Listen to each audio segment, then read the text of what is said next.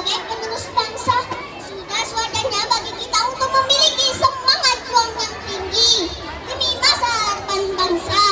Karena masa depan bangsa ada di tangan kita.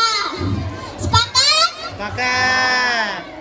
Pada kesempatan ini, saya mengajak diri sendiri dan teman-teman untuk senantiasa bersemangat dalam menuntut ilmu agar kita kelak bisa menjadi generasi emas.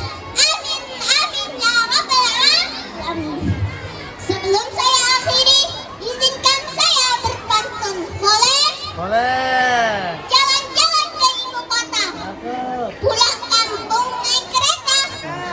Ilmu itu bagaikan pelita menerangi alam semesta. Wabillahi taufiq wal hidayah wa ridho wal inayah wa ashkurukum ila istimamikum. Wassalamualaikum warahmatullahi wabarakatuh.